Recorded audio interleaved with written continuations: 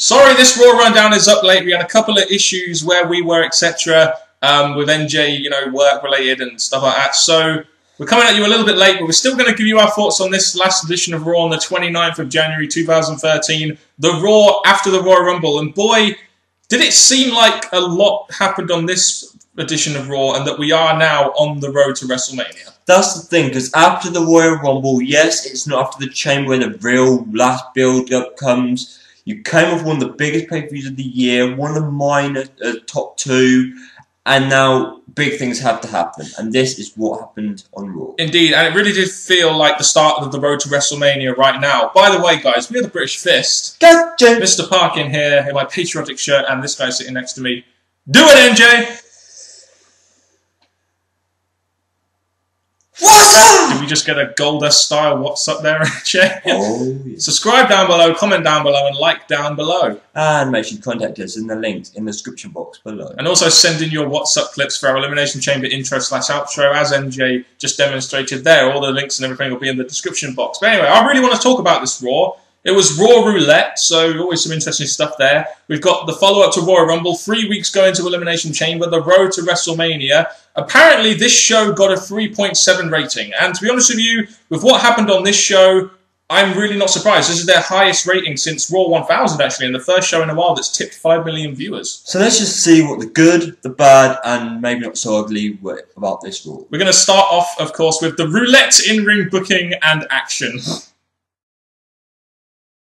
So the first match we got on this Raw Roulette, introduced by the lovely, now seemingly face GM, Vicky Guerrero, or sorry, managing supervisor, was Antonio Cesaro versus Randy Orton with Miz as the special guest referee. Orton gets the victory here. We'll talk more about the storyline in the next section, but I like the idea here of Miz being the special referee to try and enhance the Cesaro-Miz feud here. I like the fact that Vicky, of course, chose Miz, blah, blah, and it came down to continuing this feud and Orton picking up a win, as you expected. But the only thing is, even though the Miz thing was a good stipulation, we've seen Orton versus Cesaro. We've seen it a couple of times now. That is the only gripe I guess I have about this match. Ryback versus Primetime Players in a Make Me Laugh segment. It all ended up being Ryback shell-shocking O'Neal and Strike, and apparently, according to Titus O'Neal, you wouldn't have entertainment if it slapped you in the face, well done. What's got 4 eyes, 20 fingers, and in few seconds can be in concussion? 2 Mr. Parkins? Yeah, that was quite funny. You wouldn't have entertainment if it slapped you in the face. Wade Barrett versus Bo Dallas in a Barrett picks his opponent match. The follow-up to what happened on the Royal Rumble. Bo Dallas gets the victory here. NJ will now rant a little bit on this, and I will then come back with my points. I look at this match and think, okay, I can see why you're choosing him. All good and all. Wade Barrett, you are someone that the WWE and probably most of the fans sees as a main eventer, World Heavyweight Champion. You come back, promote yourself, going for the world title. You go after the IC. When you go after the IC champion, you don't feel like the biggest IC champion they could have had. Then you go into the Rumble, great, you're still in my secret hopes to win, but instead of winning, you get eliminated by someone who had their first matchy type in the WWE. He eliminates you, you eliminate him, okay, good. On Raw, you want your revenge. Did you get your revenge? No, a rookie whose first match properly was against you, our IC champion. You don't look like a threat to future opponents because basically you lost to a rookie. This reminds me of the whole Santino eliminating Cody Rhodes thing, which happened at last year's Elimination Chamber, which I was initially pissed off about. But I can see the reasoning behind this. Let's face it. You got Bo Dallas here, a young NXT guy. If you really want to try and do something with him, because he didn't get any reaction here, which was a shame, really. If you're going to bring this guy in and try and get him over, you bring him in strong. You know, he didn't beat... He was a quick pin, let's face it that way. So it wasn't exactly the most cleanest win in the world. But I do understand where you're coming from. But if you're going to bring a young star like Bo Dallas in very strongly, you know, they're doing it in a good way. And at least they followed this up, because I just thought Barrett was going to squash him and then they were just going to move on from it. And I'm glad they're actually trying to make some kind of story out of this. As much as it could be a story, and yes, we did ask for younger talent to be brought in, look strong, look good. But I just think Wade Barrett's career is slipping down quick. And there's rumours, I'm going to say this, that WrestleMania, he's meant to drop the title to Bo Dallas. What a great way to bring in a new star. John Cena versus Cody Rhodes. This pretty much led to Cena's promo. John Cena gets the victory. No real surprise here. Brodus Clay versus Tensai in a dance-off. Tensai in lingerie. Do you think this is WWE's way of maybe trying to turn him face and just phasing him out altogether? He's not a monster anymore. No, the WWE represented him as a joke. Brodus Clay at the dance-off, and yes, that's all Brodus Clay is. Brodus Clay's a dancer, and that's all he's going to be used as, an entertaining dancer. And Tensai beats John Cena, beats CM Punk, and now this. WWE, you're booking for future big guys and main eventers, or whatever he was meant to be, has slipped up in this promo match big time. Which made this segment all the funnier. Del Rio versus Big Show in a body slam challenge. This was all about the angle, which we'll talk about in the next section. Caitlyn versus Tamina in a Lumberjill match. Can they not make any other Divas matches other than Lumberjill matches? This basically went to a no contest. Which I'll talk to a bit more, because there was definitely a tease of something going on here, going on to the next pay-per-view. Sheamus versus Sandow in a tables match. We see this match again, but at least the great thing about this match is no clean job has to be done, because you have to put him through a table. There's no 1, 2, 3 here. So. Well, as earlier we went straight past the Cody Rhodes match, I want to say this. Team Rose Scholars got a pay-per-view match for the tag titles. Yes, they weren't looking the strongest going into that match. This time round, Cody Rhodes' match was pretty much short. Then you have Sandow going against Sheamus. I'm glad that these two are up the tag champs, because yes, they were people we wanted to see as tag champs, but their booking is not saying, right, here we go, looking strong, and they've done it here by putting them up, for some reason, against the two top guys in the company. Might as well just use enhancement talent rather than trying to bury Rhodes and Sandow. Sheamus wins, though, despite getting attacked earlier on by the Shield, which was, he's just got attacked by the Shield. At least have him showing some signs of injury. We'll talk about the Shield attack later. Ryder versus Carly in a karaoke thing when Carly couldn't even sing the lyrics to "Hey Sexy Boy." It's not just about those two, because Ryder didn't get to sing. Out comes 3MB, yada yada yada. It was just absolutely awful. But like always, for the people who support 3MB for some odd reason, they come out and Carly, the worst wrestler there is, takes them out. Yeah, it seems like that they may have been trying to make 2 new tag teams here. Tensai and Brodus Clay, and Ryder and Carly. Let's just move on. Ziggler and Jericho versus Team Hell No. Team Hell No win here after Jericho hits Kane in the back and then tags Ziggler in to get his ass kicked. Ziggler does yet another job, but that was pretty much to forward on a potential Jericho-Ziggler storyline while giving the tag champs a win, and they're still arguing as well. So. That's what I was going to say. Over the past few weeks, yes, they're teasing a feud between Ziggler and Jericho. Continuing that, I want to see what direction they go in, because it finished with the Ziggler getting rid of Jericho, blah, blah, blah. This time round, Ziggler getting rid of Jericho. Yes. This time round, I'm looking at the other two competitors, which is Team Hell No. They're teasing the breakup, but they're doing it in a long fashion. Like, it's been happening every few weeks now. And it did start to become a little bit stale as well, in my opinion. We had 10 matches on this show. That's a hell of a lot of matches, that is. Anyway, let's move on from the in-ring action and booking and look more at the character enhancement, but more specifically, the storyline advancement on this show. Seeing as it was on the pre-show, I'm actually really looking forward to seeing the Miz and Cesaro feud continue, as I do think that was a quite legitimate mid-card title feud. We saw signs that it was going to continue tonight. I wonder if they will be in a singular feud, or whether they'll be in maybe a SmackDown Elimination Chamber, possibly. Well, even though they gave Cesaro the finish at the pay-per-view, I'm glad they continue in the feud. The way they did it, using the Roulette to bring Miz out and do this. The way they get Miz out on top, I do like this, and I do expect it to be going up to the Elimination Chamber, but then I do wonder who Cesaro's bigger opponent is going to be at WrestleMania. They may even take this forward all the way through to WrestleMania, who really knows? Hell, they may give him Orton at WrestleMania, who really knows? Looks like Wade Barrett and Bo Dallas are going to have an IC title feud. Also, there's an Intercontinental Tournament thing happening on main event, where a new #1 contender is going to be made for Wade Barrett. And I guess my question is, could you not have done that on SmackDown this week? It would have been a nice little addition there. But Bo Dallas and Barrett, it seems like they're really trying to make a story out of this, with the rookie getting the fluke victory and we'll see what happens from now. I'm interested to see where they're going to go with this Bo Dallas, even though I wasn't really a massive fan of him in NXT. Even though I didn't really know much about Bo Dallas, I don't really care much about him Probably now. should have told us a bit more about him, shouldn't they? Could have been an idea, but right now I'm looking at this and thinking there's going to be a feud, but I think Barrett deserves someone a lot higher, especially if he's having to drop the title eventually to him. Someone that's much higher. Caitlyn and Tamina Divas feud. It looks like with the whole brawl thing they had happen after the Lumberjill match. Yeah, looks like they're going to maybe have a filler Elimination Chamber feud between Caitlyn and Tamina. Apparently it was going to be on the Rumble card, but they've nixed it, and they're probably going to do Elimination Chamber now.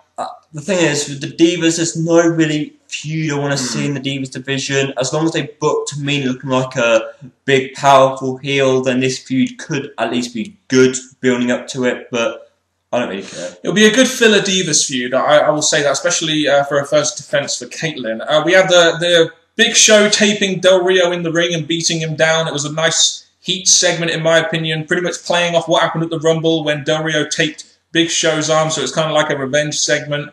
I wonder again, are these two are probably not going to face off in a singles match. It's probably going to be a SmackDown Elimination Chamber, you would think. Well, there's two things I want to say about this. Number one is that Ricardo Rodriguez did take a good beating. It really shows that even though he's just side by side with Del Rio, he is good at doing his job in the WWE. Continue the feud with Del Rio, okay, do that, but you're giving us a lot of Del Rio Big Show matches. Hopefully you're going to overdo it before the final match. And the way they did this, comedy and Big Show getting the upper hand, there we go. The last point is, there's a rumour of Booker T, I'll bring it up here, Booker T announcing something to do with the World Heavyweight on SmackDown. I don't think it's going to be anything big, or it would have been announced on the Elimination Chamber or something. It'll be something to that. With 6 participants, Big Show and Del Rio being one of them, where this feud will probably end similar to Big Show and Daniel Bryan last year. Cena announced his WrestleMania match. He beat Cody Rhodes in pretty quick fashion and mentioned, to all our surprise, that he's going after the WWE Championship. A lot of boos in this segment, I noticed. Cena straight away said, it didn't sound like you're happy that I won the Rumble, blah, blah, blah. This is the thing that really let down the WWE, I think. When Cena's going through his promo, because I did sadly watch it, he tried to level us up on who he's going to face. He really puts over the WWE Championship and does what the WWE seems to be doing, put the World Heavyweight down badly. Like, I could beat the World Heavyweight Champion easily. They're beneath me. And it was like, or do I go after Punk or Rock, who I've never beaten? It's like, he's kind of buried the World Heavyweight Championship a little bit there, didn't he? Which was a little bit, I didn't really think that was necessary, but at least he tried to sort of say, oh, do I go after the World Heavyweight or do I go after the WWE? Really, it was obvious you go after the WWE Championship. And I guess my whole thing with this is they're trying to make like a redemption storyline. They mentioned last year's loss and how it meant everything to him, and how he wants to get that win over The Rock. But, you know, when I look at this redemption storyline, they're generally done when the guy's character is down as far as it can go. But John Cena beat Brock Lesnar. He beat Kane last year. He was still in main events. He was still going after the WWE Championship. And he won Money in the Bank despite losing it. So it was still a pretty good year for John Cena. So they can hardly really say he had a shit year, even though he didn't win the WWE Championship. He was still in main events and stuff. I think in Cena's eyes, the reason he didn't really have a great year is because he made the point, every time I face CM Punk, I couldn't get the job done. Indeed. Then we have an interesting little part of the segment. The Shield come out and attack John Cena and attack Sheamus and Ryback simultaneously. Apparently Cena winning the Rumble was an injustice, even though from what I saw, he won it fair and square. But it seems like they might be setting up a 3-on-3 match at the Elimination Chamber with Cena, Sheamus and Ryback facing off with the Shield. Let's face it, Cena, Sheamus and Ryback right now don't really have feuds, so you may as well incorporate them all in here, and it's a good filler feud to take Cena from the Royal Rumble to Elimination Chamber to then to the build to WrestleMania onwards. I think the way they did this, they did tease that there could be something here, but I just enjoyed the beatdown, the Shield going after the champions, the main eventers, and the fact that the Shield again looked strong. I think this went down pretty well. Entertaining part of Raw. I just want to see how the Shield continue going. Indeed, the Shield essentially ended up on top of the last 3 members in the Royal Rumble and probably the 3 biggest baby faces in the company right now. So that is very strong booking for the Shield faction. Jericho returned to Raw here. You know, it was a really big surprise that he was in the Rumble, and that really got me hyped for the Rumble. You have Jericho returning to Raw. Ziggler interrupts Jericho, brings up their history at SummerSlam, and then we get the news that Vicky Guerrero was the one that reinstated Chris Jericho. It seems like they may be doing a Ziggler versus Jericho Elimination Chamber feud. Maybe it'll go to WrestleMania. Do you think this is the reason why they brought Jericho back to feud with Dolph Ziggler? Maybe try and put him over in a big way? You know, who knows? Even though they kind of finished it when Ziggler got rid of Jericho in the first round, so I thought, okay, moved on from that. So to relive it again or bring the feud back instead of moving on, I'm a little bit not really needed, but we need to get them doing something, especially Ziggler, until he cashes in. This could be a fit of feud before then. And I say I look forward to it, but is Jericho's booking going to be better or stay the same? I guess we won't really know until we see it. Team Hell No, finally, are still arguing. It seems like they've been doing this for quite a long time now, and I really thought at the moment it was time for them to just break up and maybe branch out. But it seems like they're still teasing this. Do you still think that Team Hell No will end up having a WrestleMania match of some kind?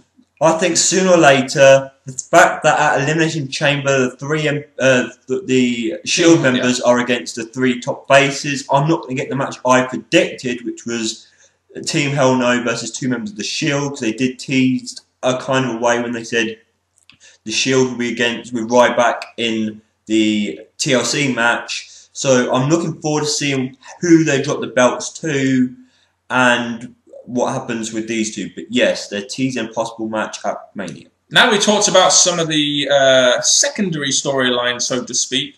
It's now time to talk about what we felt were the 2 major talking points of this show.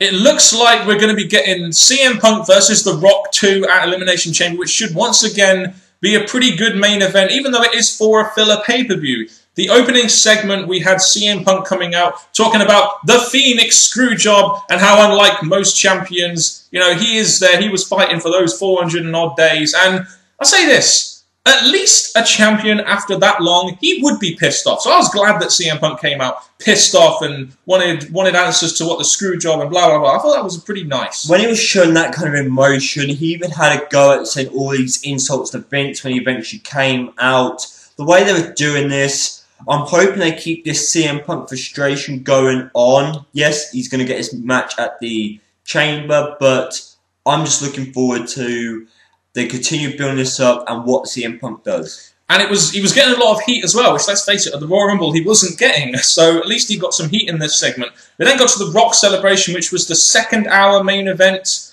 The Rock comes out, thanks all the fans, and say it's now all about the People's Era. Oh, probably until about WrestleMania. And then our hero, I guess, CM Punk, comes out saying that the title was handed to Rock on a silver spoon, and then CM Punk grants The Rock his rematch for Elimination Chamber because it was an injustice that Rock won that match. So the interaction between the two was good, and it's set up for another big match between these two. Again, CM Punk would not get in the ring with The Rock. He goes back up the ramp, and then he goes off saying all that whole, I'm going to give you the rematch, blah, blah.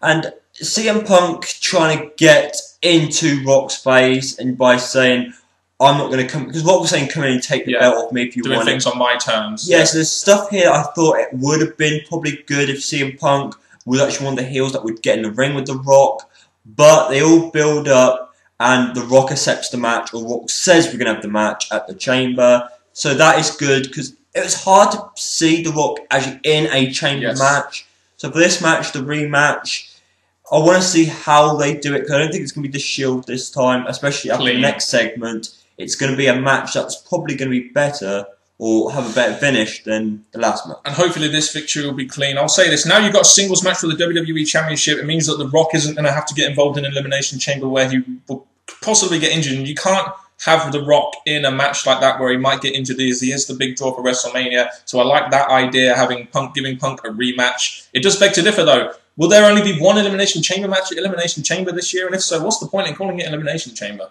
Especially if it's not going to be the main event. No, from how it looks, there's going to be one, which is the thing that Booker T is going to announce, and the main event is going to be Rock vs. Punk again. Indeed, so Rock vs. Punk 2 was the big story of the night. The next big story of the night happened in the main event, but first, in the opening segment, we had Vince McMahon saying that he had some evidence that Paul Heyman was behind the Shield, and he was going to reveal it in the main event. And when you heard that Vince was going to be in the main event, you knew something big was going to happen. and the interaction between him and Heyman in the main event, talking about promoters lie to survive.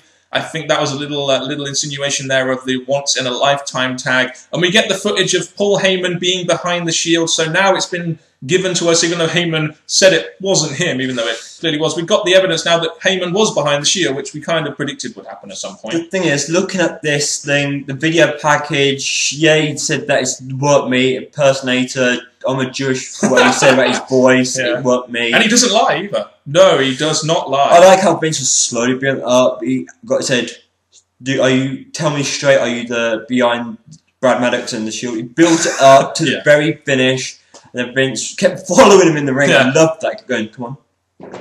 And then he got to the point where he was like, even after lying, he tried to lie again, and then it got to the point where he went, you're in future endeavours, and then Paul Heyman, yeah! And he waited for about a few seconds, and then dum dum dum. Brock Lesnar returns, and he comes out and F5s Vince McMahon. This was a really nice way to finish the show. It really was. It really left me wondering, really what's going to happen with this. He's F5 the boss. I imagine this is going to be a catalyst for a Triple H Lesnar rematch at WrestleMania, but a really nice way to finish the first Raw going on the road to WrestleMania, giving us a really big return in the main event, similar to the night after WrestleMania. Just a really nice, surprising way to... I didn't think they were going to do this, so it was a really nice, surprising way to end Raw for me. With CM Punk being escorted out the arena, Heyman was basically left on his own. So he obviously may have a backup plan, but the way he acted was like he didn't know Brock Lesnar was there. He begged Brock Lesnar not to beat up Vince. So that leaves us with a storyline of what's Vince going to do to get his revenge to Heyman over the next few weeks, beyond to Elimination Chamber. Is the match between Triple H and Brock Lesnar going to be the Chamber or Mania? Because Triple H is going to be the one that Vince is going to probably end up going to. He'll probably go to some of the names first, then Triple H, and then Mania or Chamber. But I did like how this finished. It had a good story to it, and probably a good payoff eventually. Lesnar won't be at a filler pay-per-view, so it will all happen at WrestleMania, I think. A Triple H Lesnar rematch, where I think Triple H will eventually win. So, a really nice way to finish. And a lot of people have been saying that there's this whole alliance now. You've got CM Punk, Paul Heyman, Brock Lesnar, and The Shield. Do you think there's anything to this, or do you think it's just YWC internet fans jizzing over the possibility of 6 of their favourites in a stable? No, I think, to be honest, as much as they could do it, they should have done something like this at Survivor Series, just to make more sense. Right now, I think they're just pairing everything all up, but Paul Heyman made it clear he's paying the Shield to get his dirty work done. But the sad thing about this, it blew my prediction that Brad Maddox, you're not going to forget my name, is the leader. Blew it out the window.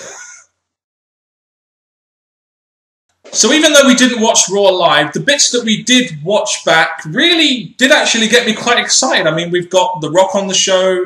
We've got Rock versus Punk 2 at Elimination Chamber. We're going to have an Elimination Chamber match. We've got Jericho returning, maybe to feud with Dolph Ziggler or whoever. The Shield were looking very strong over 3 of the top stars and babyfaces in the company. And then we got Brock Lesnar returning. So it seems like going into WrestleMania season right now, WWE are having a lot happening on their show, which is exactly the kind of thing that could maybe bring me back to watching it live, even though I'm not going to. But from what I saw, it did look like a pretty decent, exciting Raw. There was entertainment there was storyline to both the 2 pay-per-views coming, Chamber and Mania. So I think the way they did this is gave the WWE the build they wanted, the entertainment they wanted, and also the storytelling was all there. So for this Raw, even though we didn't watch it, the Raws we don't watch, I'm surprised something big like this did happen. But I give WWE credit for this Raw. Yep, a pretty good it looked like a pretty good show to follow up the Rumble and start that all-important road to WrestleMania for Vince McMahon and the WWE. Give us your thoughts on anything that's happened in the show. And also make sure you watch out on our Friday video where we're going to talk more about Trish Stratus in the Hall of Fame and other such topics in the WWE that we haven't discussed in this video. Thank you very much for watching this video if you have. And now I'm going to hand you over to the right and honourable guy that usually does the outro for this video. him. Edit blood. Now, people, thank you very much for watching. This video's been a really good review. Yes, it's a bit late, but work is work, and you know what life's like, people. All I can say, people, enjoy this week coming up. And until next time, from the British Fist and Mr. Parkin, me, NJ. What up? Goodbye!